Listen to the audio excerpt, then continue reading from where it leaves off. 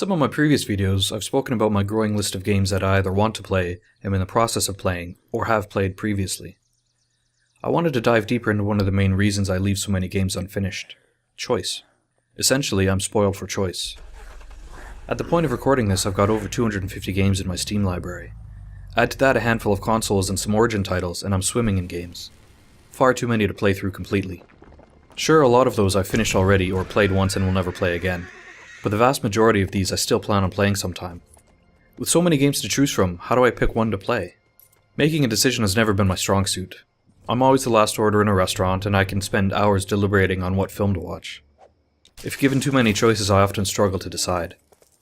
This quirk manifests itself clearly when I'm trying to choose a game to play. Give me a choice between two games and I'll usually decide quickly.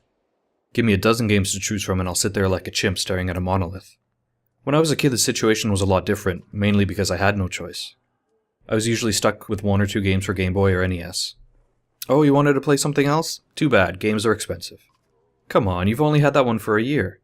Maybe it's because of this game austerity in my youth that I've dived headlong into growing my collection. Nowadays, with the explosion of indie bundles and Steam sales, I've slowly amassed a huge collection of games. But for me, paradoxically, more choice means less choice.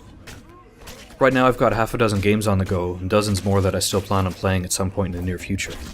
I don't think it's so much that my attention span has gotten worse, but the selection and accessibility of games has gotten that much better. I jump from one game to another depending on my mood or how frustrated I become, or for a dozen other reasons. Because I can move so easily to a new game, I don't necessarily feel the need to properly invest the time into a game I'd otherwise love playing.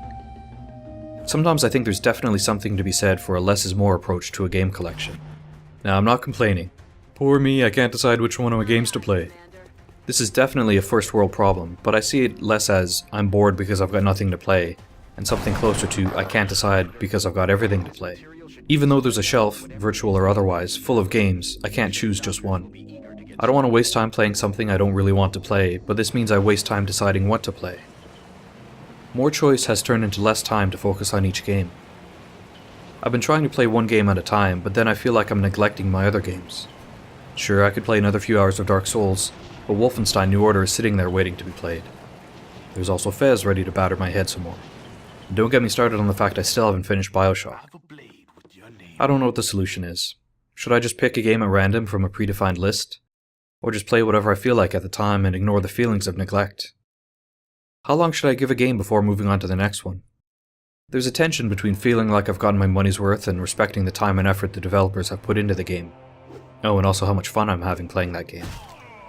Ultimately, the fact we've got so many great and innovative games to play these days is only a positive.